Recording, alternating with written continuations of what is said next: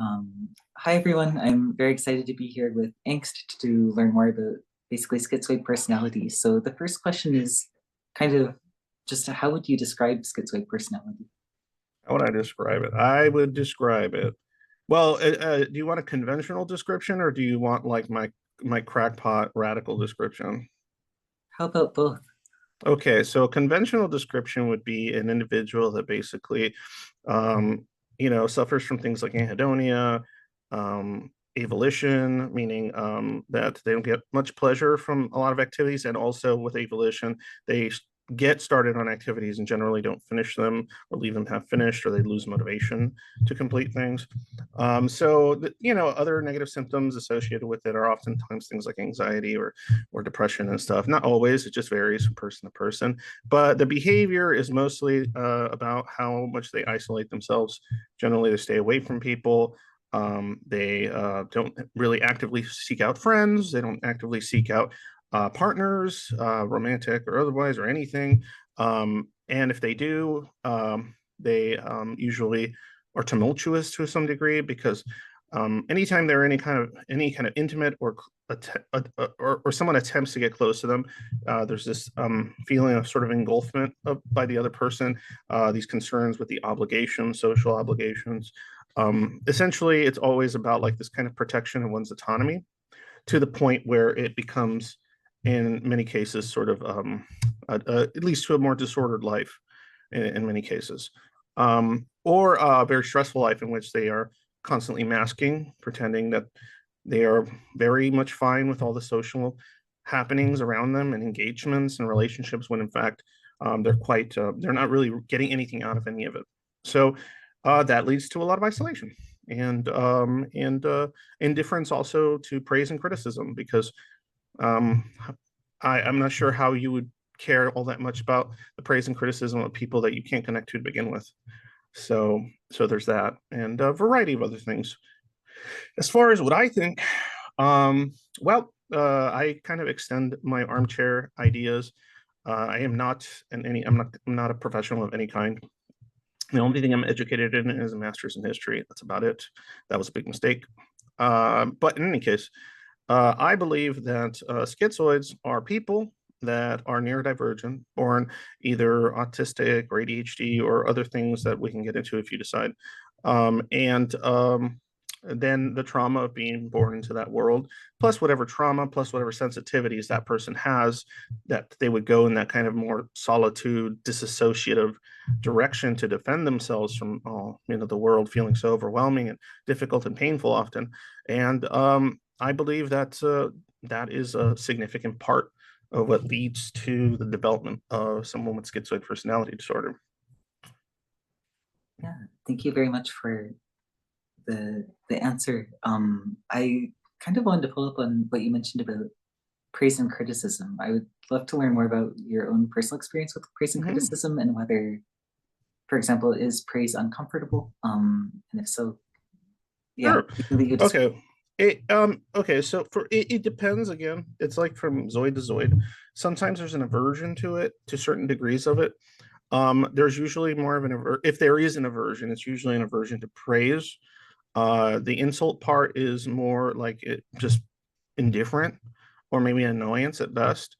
But some people are like they don't mind praise, but they're just kind of like they don't get anything out of it.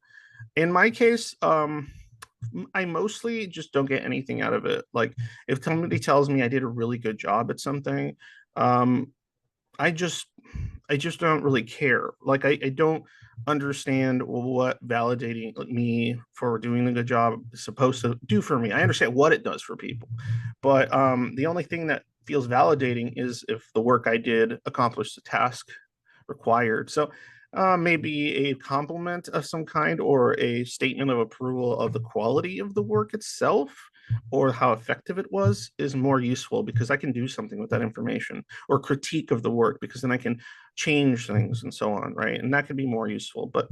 And insults is just kind of like, I mean, critiques are fine, especially productive ones, especially if it's something I have to get through anyway, like work. But insults, if somebody just calls me an idiot or you're stupid or whatever they want to call me. I just it doesn't feel like anything because I don't really have an attachment to them in any like manner. I don't have a lot of schizoids don't oftentimes have like a strong sort of ego or like a thing they feel they need to protect so much from things like insults. So it just kind of feels like it's going into like a void, like it's just like getting thrown. They're lobbing insults at like essentially like at nothing. And so there it's just bouncing off the walls and just not going anywhere. I guess is a way I could put it. Same thing with, like I said, compliments, but it varies. It varies. It really does. Um, from my experience, a lot of schizoids are more concerned with being people misattributing things about their behavior or thoughts or internal happenings. So people assuming things about what you said or what you asked or what you mentioned, and then making a lot of like rash assumptions about what you think, how you feel, and yeah, that kind of stuff is, I feel, more frustrating or can cause like emotional turmoil or anger more than just insults. That's very interesting. Mhm. My next question is very tangentially related. It's a slight jump in topic, but how do you typically feel during social interactions, and or what is your experience with social interactions? And then I have three different sub questions under it. So the first one is, do you feel a strong preference for solitude? The second one is, are there aspects of typical social interactions that you find uncomfortable or that you enjoy? And then the third one is, what would your ideal social interaction be like? Oh, sure. If I forget anything, I'll just ask you to repeat it. Yeah, absolutely. Remember, Sorry. I'm Burn a lot. not. I got the ADHD inattentive type, so I'll lose track of stuff. Okay. So the first one was what? Because I'm already thinking about the Yeah, third it's one like, before. do you feel a strong preference for solitude? I would say definitely when I was younger, it was a lot stronger. As I've gotten older, and I've actually managed to sort of figure stuff out and overcome certain aspects of this, I can definitely like enjoy company, but it has to be a very specific kind of company. People that basically like just understand me to some degree and just vibe with it. Like they don't feel the need to like engage in certain things, and they're fine with it. But in any case, isolation, yeah, it's nice. I need it. I definitely need it. Probably far more than even your average introvert. I am somebody that's married and I do have kids.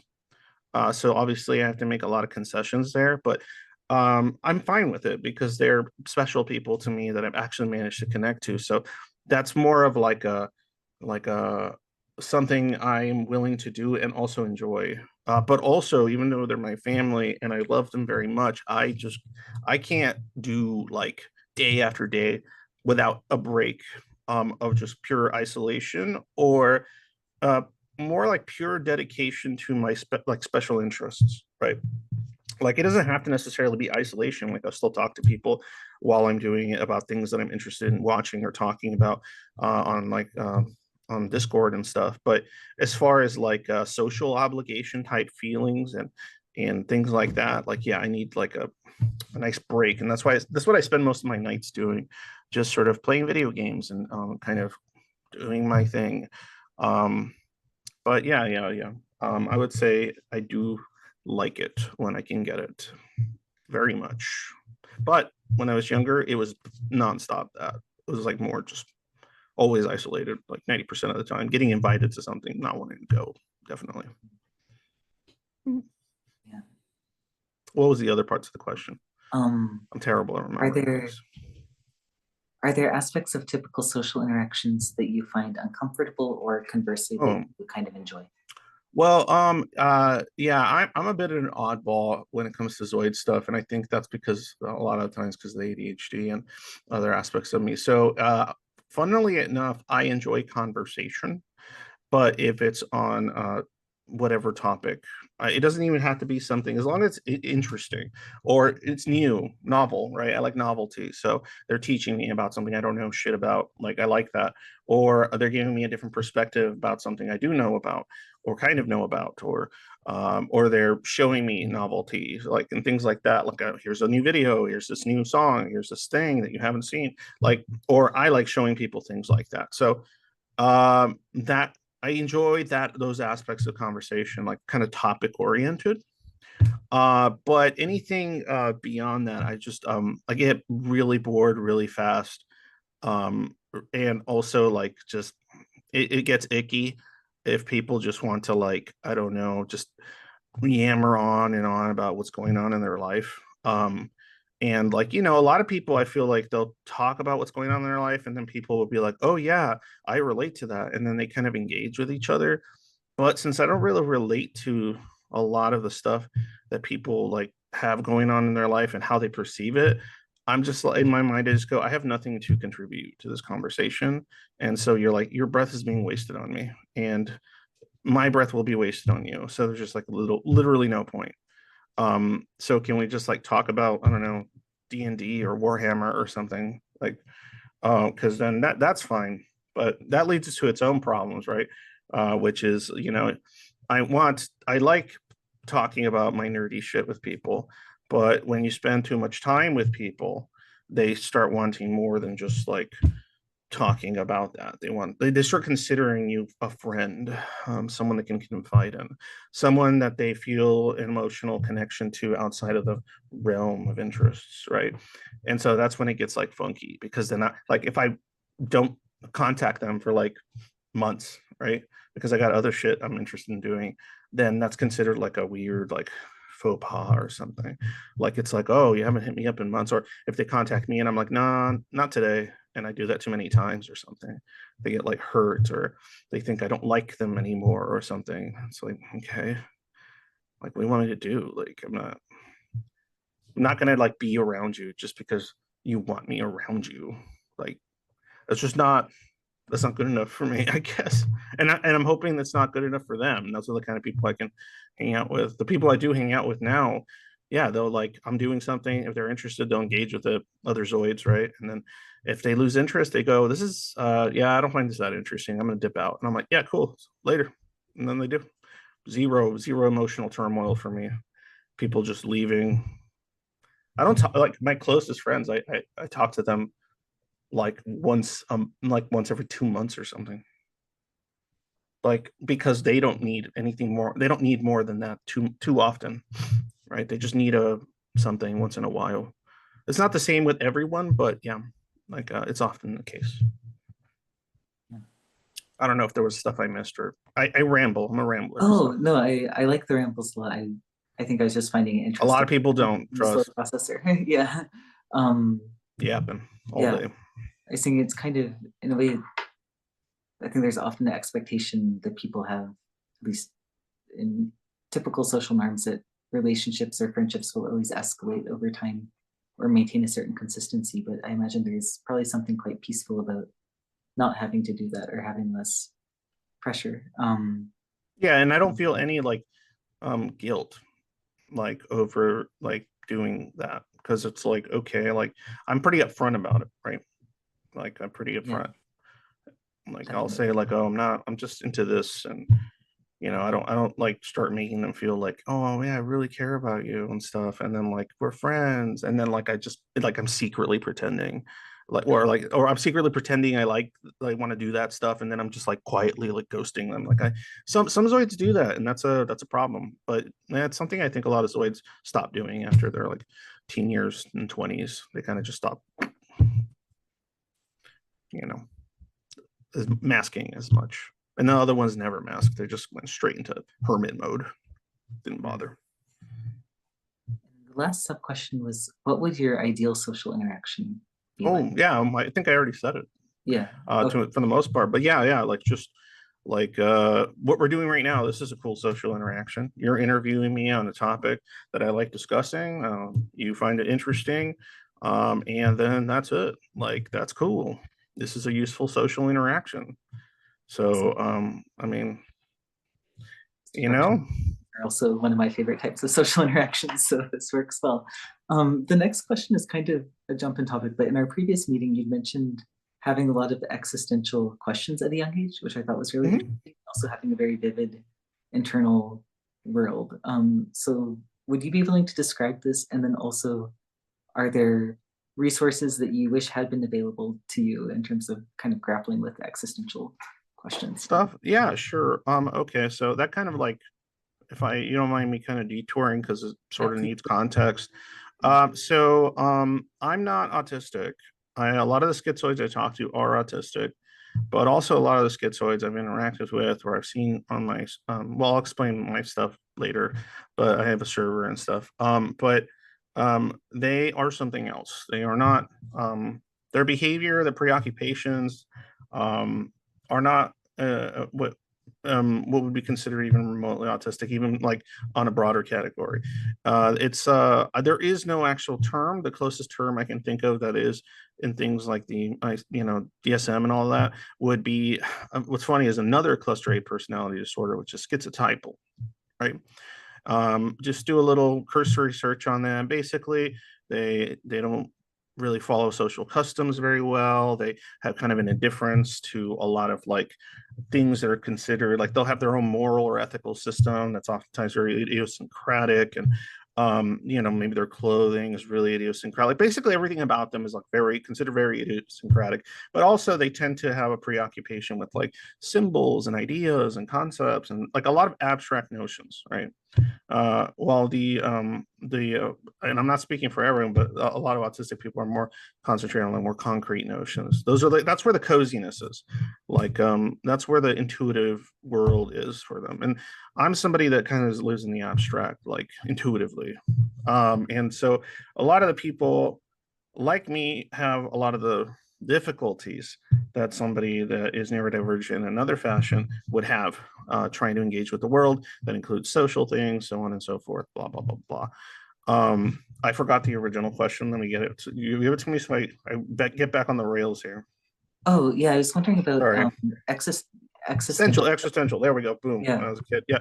Okay. So that's like the context for like kind of how I think, right? It's always like top down instead of bottom up thinking. And I can go to bottom up places, but I actually have to like make more of an effort. It's not where I'm happiest, I guess.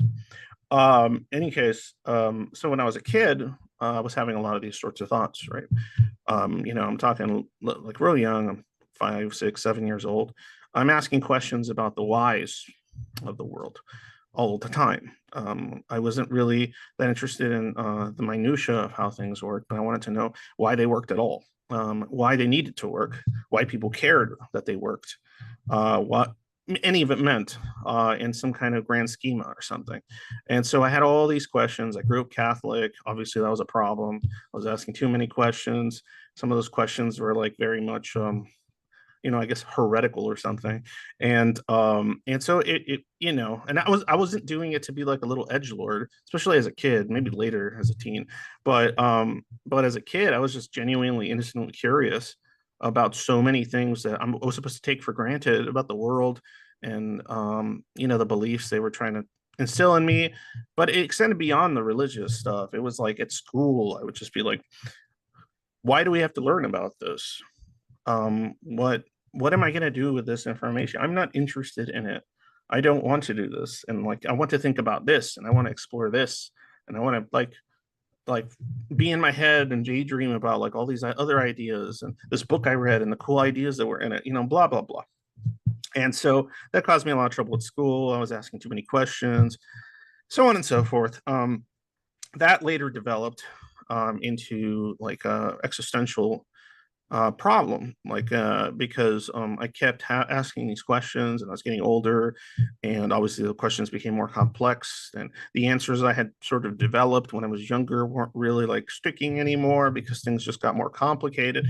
And um and so without too much support or help in my environment that could kind of wrangle that sort of spiral of thinking, my thoughts started getting more and more like the more existential questions started feeling very, very real to me. Like it was no scarier. I mean, it was just as scary as if like I don't know, you had like a tiger in the same room as you, right? It was the same sort of visceral fear I was getting from these thoughts of like death and Even if there is an afterlife, immortality, the terror of notion of that, like all these ideas, right? All these like questions about my purpose and if it has any, um, and so a lot of these kind of nihilistic thoughts started at the time. They would cause me panic attacks like all the time, and most of this started like in my 20s, especially. Um, it started with just depression from this stuff, but then it turned into like panic attacks, and I developed a panic disorder over these kind of existential fears and concerns, which I've since overcome, like, I don't know, over a decade ago. Now I'm 40, by the way. But yeah, and I did that through philosophy and therapy and self-help and all kinds of shit. Yeah. Mm-hmm. Um, and then how would you describe your internal world currently in terms of how you, I know you mentioned like being an abstract thinker. Oh yeah, You, yeah. um, You do you have know, a very vivid internal world? What kind of emotions and thought patterns do you have? it used to be far more vivid or imaginative. I think when I was a kid and a teen, just a lot of just sitting in my room, putting on some music, and just like imagining various like fantastical scenarios of different kinds, and or imagining myself in the same world that was built for like a different set of characters or something I liked. Now, I didn't want to like be them. I just wanted to live where they lived and have my own thing going on there. And like I would just think about that, so on and so forth. I would think about like how cool like interactions would be if they were just different in certain ways, or like if like what would the world look like if it was more preoccupied with this or that, and then we could like do these things and think about this stuff. A lot of like a lot of fantasizing about like kind of idealistic notions about the world, and how I perceived naively as when I was in my early 20s and teen years, like could the world could be better, and a lot of more unrealistic sort of idealism and fantasy. Also, like a lot of I was reading a lot of like conspiracy stuff and occult stuff, and um like a lot of that stuff was really salient to me in my 20s because of the same reason. I didn't like it was just like there must be a big bad, and the big bad is this and that, and look, and these all these things are connected, because my brain was doing a lot of referential thinking or loose associative thinking. And although that in and of itself is not a bad thing, it's having zero like self control or training that causes you to kind of unravel and start like believing a lot of wacky stuff that feels real, but is not in fact true in a variety of ways, or is, but like in a super tangential way, right? So I did it again. Where was I? Did I even answer the question? Internal Internal world. world, yeah, okay. And then it developed as I got older into like more like ordered kind of internal world, where I was like actually like allowing the external world to interact with it. I was like trying to figure out like how do I realistically get things inside of me out into the world. And so I started like trying to like do that and experiment with this and figure out who I am in regards to these things inside, like how do I create them so they're real and stuff like that. So my preoccupation became more about that sort of stuff. And the more philosophy and the more history and sociology that I read as I got older, I think the less my internal world was occupied by like fantasy, like pure fantasy, right? It was starting to like be shaped by, I guess, whatever learning I was doing, and whatever, like it was, almost felt like I was sobering out of like the completely fantastical internal world, and it started being constructed of things that um I think were like more grounded to some degree, but it was always still very much like a lot of symbolic and abstract notions. But I was like thinking, like, I really care about this concept. How do I make this concept real? And then I would kind of fantasize about ways you could make it real, right? Instead of fantasizing about ways in which it's already real. And I'm just like fantasizing, you know, if that makes any sense. I have no idea. I think it makes some sense. Um, I'm the trying. other question is, I know this is probably like a very general question. It's going to vary from person to person, but do you have any advice for people who um, maybe themselves do not have schizoid personality on how they can better interact with people with schizoid personality. I guess like if there's any frequent sources of miscommunication or social pressure or things that like might Mhm. would just be helpful changes. I would personally love to learn that. Sure. Well, first of all, the first question I think a lot of schizoids mind is like, why do they want to engage with me? Like, what is the reason for it? Right? If it has like a reason like that makes sense, it's not that difficult, I would say, to engage with a lot of schizoids as long as it stays within that sort of parameter. It's when have lower your expectations of niceties, like conversational niceties. Avoid all small talk. That's very annoying. Most of the time, I'm kind of used to it. I've navigated it for forever, but a lot of Zoids, yeah, they don't. They're not. They're like, oh, okay, like it's disengaging. It almost makes you like it takes you out of whatever you know. Um, don't what's the word? Be sincere, I guess, as you can be, and honest as you can be. Don't worry about don't sugarcoat stuff. Like uh just as long as it's like constructive or useful, or you're generally not going to get hurt. We won't. In fact, like that's a problem. People sugarcoat things, and then that causes more miscommunication and confusion. And so then it's like, ugh, right. And then when we realize like, oh, it's that thing that's happening again, it's like really discouraging, and you just like want out. You just like, ugh, I just do not want to interact with this person anymore. But that's a lot to ask for. So and so generally the average person, unless they're like, I don't know, they go into it knowing, they're gonna have a lot of trouble like engaging with a schizoid at a level that's like conventionally social, unless that schizoid's masking, in which case it's disingenuous. So it's just kind of a waste of everyone's time.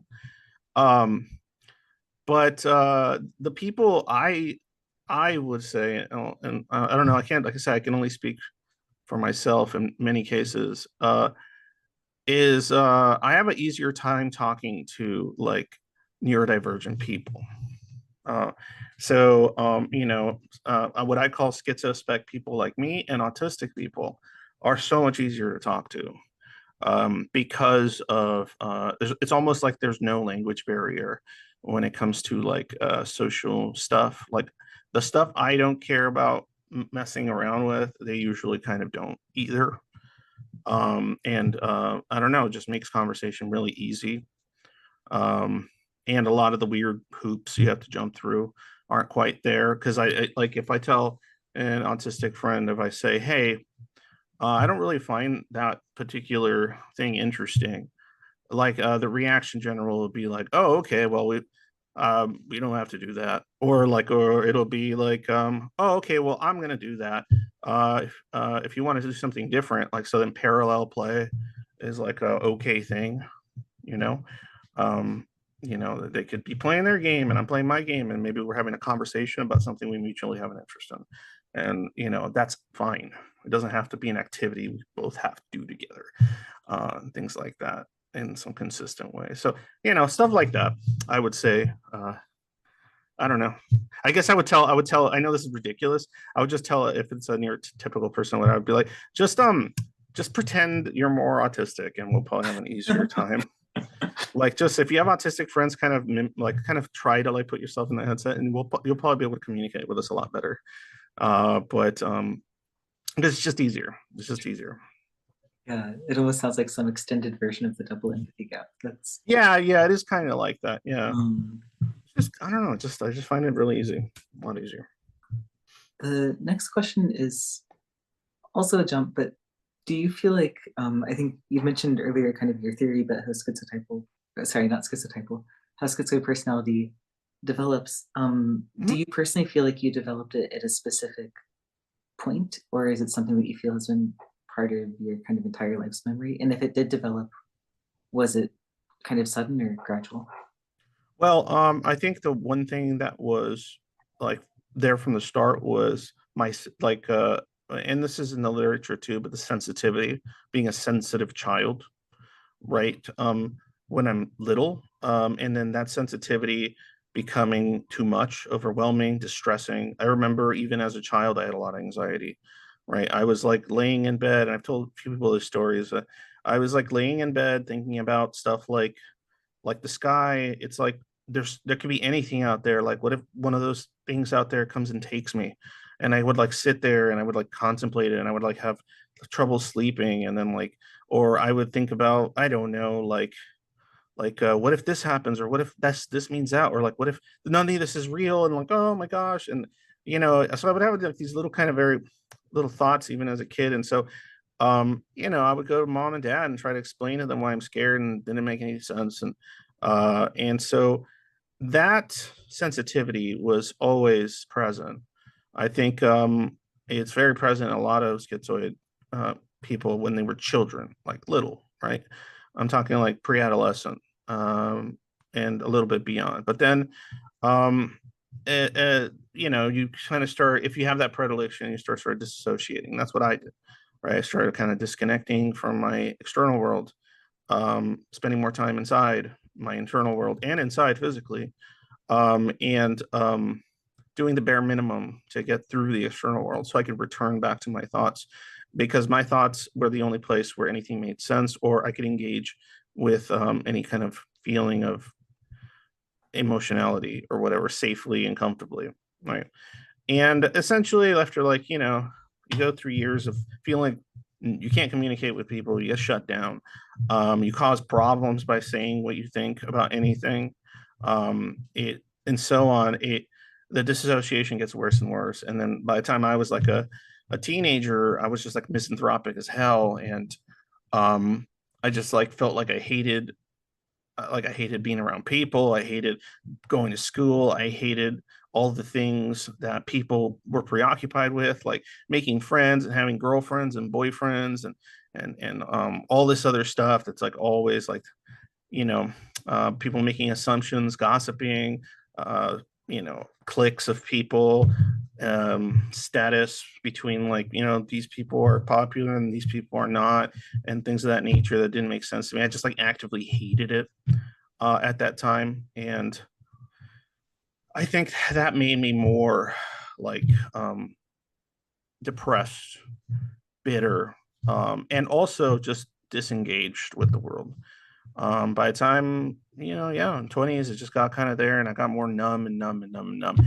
So if I were to say when it kicked off, I would say like when it started really taking seed, I would say like I don't know, like beginning of high school, is when like because my theory on why that happens is because that's when the social world gets so much more complicated. So like, when you're a little kid, even if you're like whatever you are, even if like you're still weird or whatever, one adult figures sort of just go, oh, they'll grow out of it, right? So they're kind of like more dismissive of like your eccentricities and stuff. And then other kids, well, they might say something, but they'll be fine with you like playing games with them or whatever, right? Like video games, or talking about the TV shows you both like, even though you're kind of talk about it in a weird way, they'll still like, oh, but they like it, and that's fine. And so like, you're just playing, and a lot of these social cues and concerns aren't there yet. And but yeah, I think that's why it starts getting worse in teenage years and into the 20s. Just gets kind of crash and burn after a while. Yep, yep. I guess I don't know. That's my experience. And during the, I guess, misanthropic time period, what was Mhm. that experience like internally for you? It was In the just, sense of, oh, go ahead. Sorry. oh, No, please. no, no. Go ahead. Go ahead. Uh, I guess one thing I'm curious about, just what it's like in general, but also, did you completely want space from other people? And was it kind of a complete repulsion, or was it more of a conflicting feeling where part of you wanted some amount of social connection, but uh, part of you didn't? At the time, I probably wouldn't recognize it because I had developed sort of disgust with that part of myself, right? So like this kind of like more like I want to have another human being I can connect with, and like emotionally like understand, and like really deeply. Like I had this concept, this idea of like what it was, but I just kind of during those years, I thought, well, I'm just a cursed individual. I am a damaged um, person. And so I went between like feeling like I was damaged and worthless, and stuff like that, or cursed. And I would switch between that and sort of like the opposite, which was this kind of like, well, maybe it's just because I can see what people are really like, and this kind of grandiosity. And so I would kind of like, yeah, I would wiggle back and forth between those two. And so, yeah, I would do contradictory behaviors, because it'd be like, well, I'm better off with nobody. I don't need people. And then like, but I still wanted to like engage with people about like the stuff I liked, right? Because without that, like, what are you gonna do? Like I wanted to talk about the stuff I was interested in with other people. So then, because that I wanted that, but it was all kind of tied into this whole idea of like wanting some kind of connection to something. It didn't have to be a person; it just had to be something, right? And I, and so yeah, it was always kind of a tumultuous kind of thing. But Yeah, it like I said, it would switch from aversion and bitterness, like, and to like turning that same thing on into myself. Like, why can't I just be a human? Like, why can't I just, all these people around me are connecting, and they seem to like really enjoy all these things. Like, why I'm the same species? Why am I not functioning this way? Like, what the fuck, you know? Like that was the kind of back and forth, I would say. Yeah, I don't know. I think that answered it. Um, yeah, this is a bit of a random question, but do you have advice for people with schizoid personality regarding parenting? Oh, wow. Okay. Yeah, that one's cool. I think I've talked about this with somebody else. I actually interviewed this other lady on my own channel called PDA Mama Bear. We had a whole thing on parenting and being schizoid. But well, as far as that goes, one, well, most schizoids I would say are pretty like, they range from like not wanting kids ever to like being vehemently anti-natalist, because when you grow up feeling that like you don't want to risk creating a child that's going to go through the same shit, or you have like a lot of ethical like concerns, or you don't want it to be like your life to be overtaken, or your autonomy to be overtaken, because autonomy is like so important to the schizoid. Everything's autonomy to the point where it damages you essentially. And but if you are going to be a parent, um hopefully it wasn't like by accident.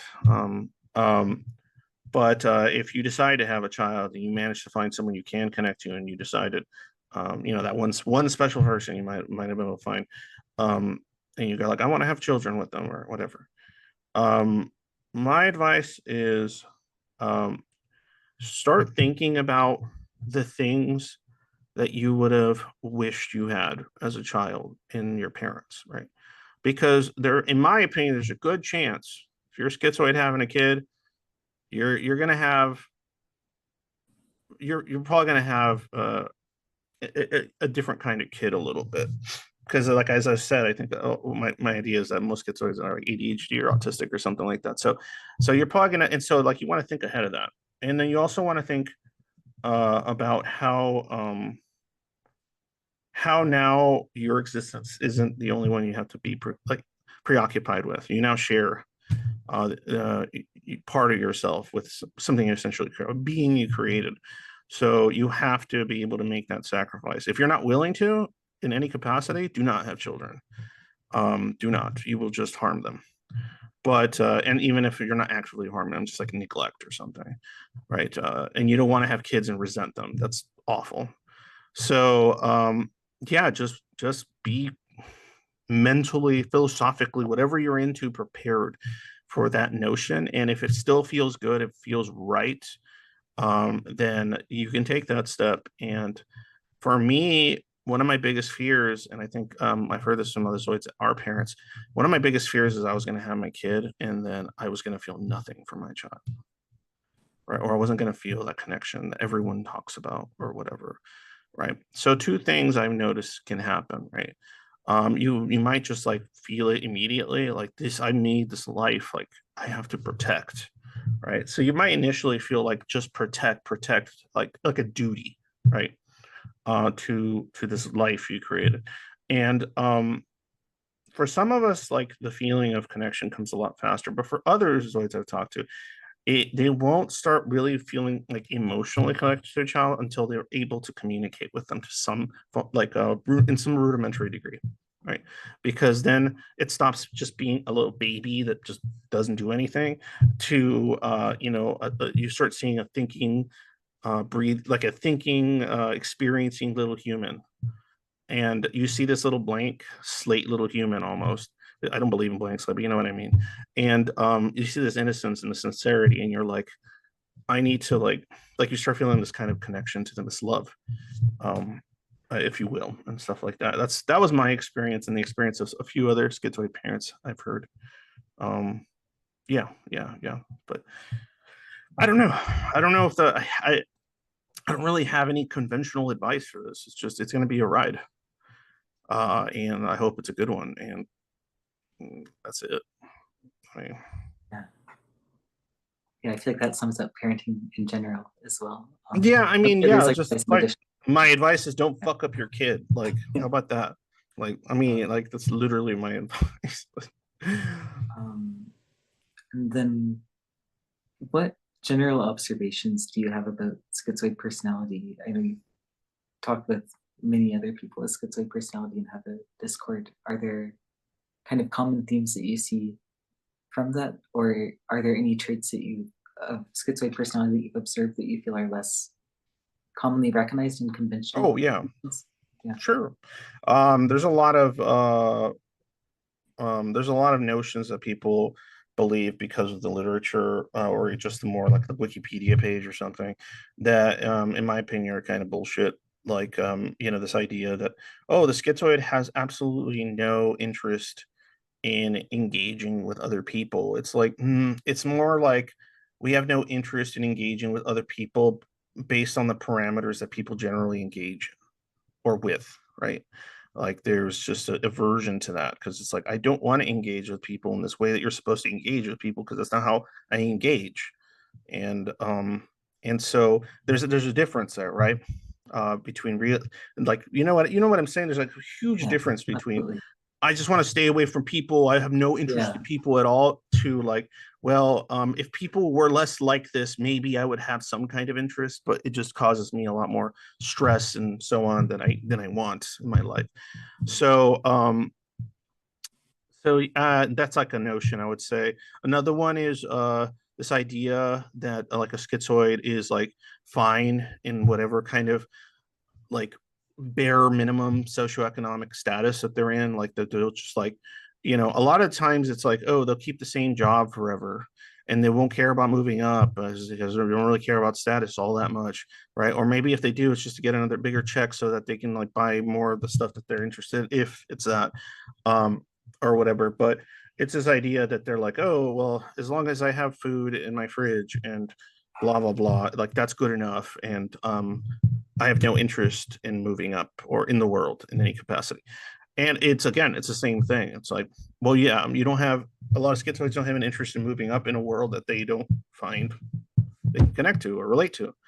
So it's like, okay, now I have a better job. Okay, oh, now people say, like, now I'm responsible for other people because I'm their manager now, or whatever. It's like, okay, this is just more dealing with people, and I'm getting like a bit more income. And then you're just like, well, I don't even know what I really want to do with this income. Like, I guess just like it's funny because like you might spend your income, your increased income, if you have like now like beyond like you could save up, right? So a lot of Zoids will just save up a bunch of money and just kind of just sit there. A lot of Zoids will just spend it on stuff that they're interested in. But then the irony, well, I don't know if it's irony, but the double edged of it is that because you have more responsibility at work or your profession or whatever, you're spending less time isolated doing your thing. So now you like own more stuff, like more books or whatever, or models and whatever you want, and you have no you have less time to do them. So it's just kind of, you know, so yeah. I don't know. I don't know what I was saying. I guess I lost my, that's what I do. Yeah. Well, you addressed the question really well. It was about What was it? common themes in schizoid, uh, within schizoid personality and themes that might not be as, Yeah, we're not robots. We're not fucking yeah. robots. Like people think we're robots because of the, I don't have a flat affect, right? But that's mostly because I got like I did a lot of masking as a kid. I think I used to have a much more flat affect when I was a kid. And then on top of that, I don't know, like I don't know. It's just not, that's not part of the what I developed on that side of things. It just didn't. But what's funny is I find people with flat affects really comfortable. Like I like listening to the talk. Like it's really cool. It's like cozy as shit when they have no affect. I'm just like, this is nice. Um, but yeah, that's another thing too. Like not every schizoid has a flat affect. A lot of them do, but not everyone does. So yeah, and I think the flat affect has less to do, hot take, less to do with them being schizoid and more to do with them being neurodivergent in some capacity. Just, and so it's just like, you know, like they just don't, they don't understand, or not, they don't understand, but they just never, it was never intuitive to have to like fluctuate your voice in a variety of ways, because it's like, how does that convey information any better? It's like, okay, Yeah. stuff like that. So but whatever. Yeah. Um, then this is a very specific question, but I'm Ask all curious the questions from, you want. okay. Just let me know when you need to leave for something else because I don't want to take you over time. But No, I pushed back um, some of the stuff I was going to do by like 20 minutes just in case I ran over. oh, So you're awesome. good. Yeah, yeah. Cool. Thank you. I'm really curious about, I guess, like what you mentioned about with interactions with people with schizoid personality, maybe having fewer expectations or just different parameters. I Yeah. wonder how the concept of like missing people translates. So, like in your case Ooh. specifically, under what situations would you miss someone? Oh, sure. And what Yeah. does it feel like? And do you think you would approach it in a different way, like than someone who, I guess, like if you were to imagine like a version of yourself without schizoid Sure. personality? Yeah, yeah. Okay. So when I miss people, well, first of all, missing people is kind of like a, it's a little bit of a, like a newer thing for me because like I said, like before I just didn't like, I couldn't really figure out what missing people really kind of felt like sometimes. But the way I've kind of figured it out is when I stop interacting with somebody, and I don't, this might just be a me thing, but I know other Zoids kind of explained it this way. When I stop interacting with someone, I kind of forget about them, right? Like it's like they just like temporarily stop existing in my mind, right? And I'm engrossed in whatever it is in front of me, and I'm working on doing, right? And obviously, I can't do that with other figures like my wife and my kids, but it still kind of like happens if I'm like really engrossed in something. So I kind of like forget about some like people for a little bit. Obviously, I see them every day, so it's very different. There's constant reminders. Okay? But like say a friend I have, I see them, like I said, like, and I don't see them, I don't even see them, I don't even know what they look like, but we talk all the time. And well, not all the time, what am I saying, we talk once in a while, and we were both talking about how like, oh yeah, I'll forget about you, like, but then I'll see something that reminds me of them, right? And then I might have a feeling of like, yeah, that would be nice to speak to them again. I would like that. And then I mean, there might be the missing, like I would feel like I'll just say like, yeah, it would be nice to like talk again, but then like we won't actually like make it happen for like another month or something. And so yeah, yeah, I guess that's the closest. I just like, I would need like a trigger to miss somebody. I don't just like sit there thinking about all the people I miss. Like I don't. That's weird to me. Like like I'm like, okay, like what would I, you know? But yeah, yeah. If I see a certain show or if I see a certain aesthetic, I'll be like, hey, I haven't seen them in a while. They're nice to talk to. I wish I could. I want to do that again one day. But I don't necessarily have to do it right then and there. I don't like dial them up. I'm like, oh, let's hang out. Like it's just like, yeah. Uh, That's neat. I kind of wish I could be more like that. It sounds, yeah, it sounds like a neat approach. And I then, mean, it has its problems though, big yeah, problems. I guess every type of Well, yeah, like is probably about if some I'm sort. like if I'm talking about other Zoids, oh, it's perfectly fine. But if I'm or other people that are kind of like that, whatever the reason. But if I'm talking about like people that like it's maintaining relationships, that's like such a weird idea to me. Like I've had situations where um I was like, fine having conversations with a person. I had positive thoughts about them, right? And I thought, oh, they were a cool person, a coworker or something, right? And then I won't speak to them, and they won't. They might kind of contact me, but I'm kind of just like, oh no. And then like 3 years later or something, I'll see them or something online, and I'll be like, hey, I remember the conversations we used to have. They were cool. And they're like you ghosted me. And I'm like, what? Or they're like, or I forget, and if we had a rapport, and it was like kind of like banter back and forth, just talking shit. I'll just jump on there and talk immediate shit, right? Like, hey, eh, eh, how you doing, you fucking idiot, right? Or whatever. And then like I'm thinking like that banter, that rapport's still there. Like, why would it go away? I didn't do anything. It's not deleted, but it is in their mind because I didn't sustain the relationship. So then they're like, who the like, oh, what? I haven't seen you forever. Why the fuck are you talking to me like that? And like all are really angry and upset with me, and they're like, don't talk to me again. And like, if you want to reconnect, you should do it in a polite way. And I'm like, what is happening? So yeah, stuff like that. Like I can pick up where we left off That if makes that makes sense. any Yeah, sense. Like just like, it oh yeah, I does. just recollect like, oh, we had this is the dynamic we had.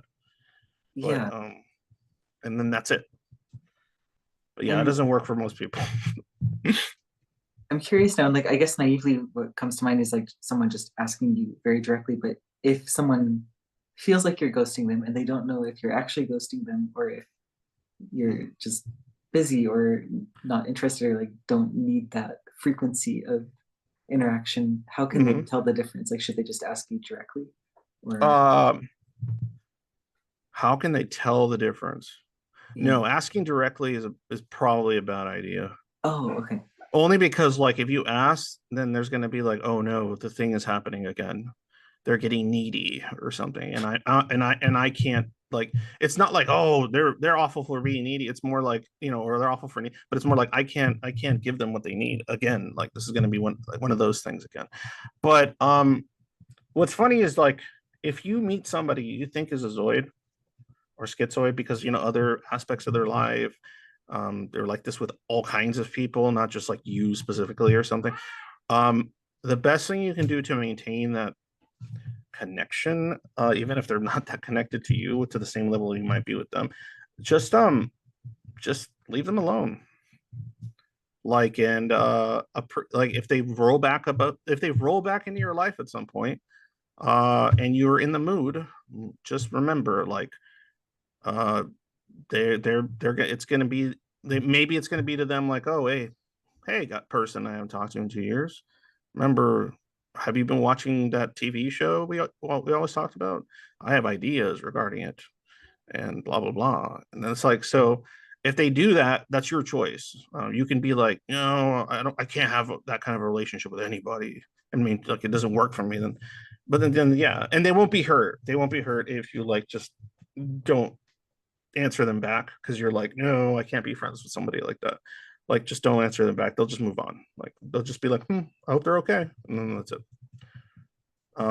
But yeah, you can't really like, because like I've had situations where people have like asked me directly or something, and they don't like the answers.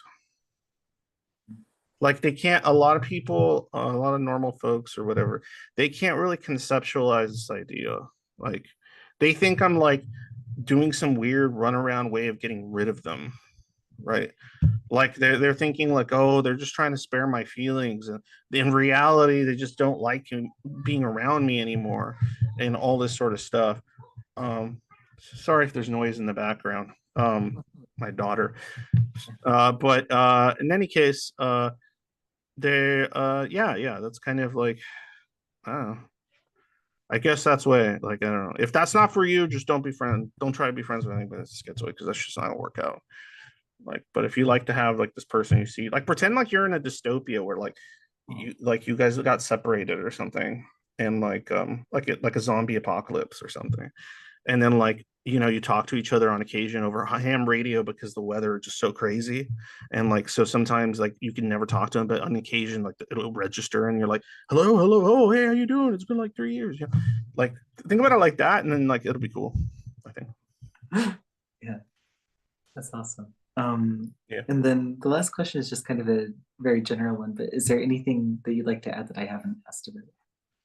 Yeah, a couple little things, I guess. So if you don't mind me like shilling my work.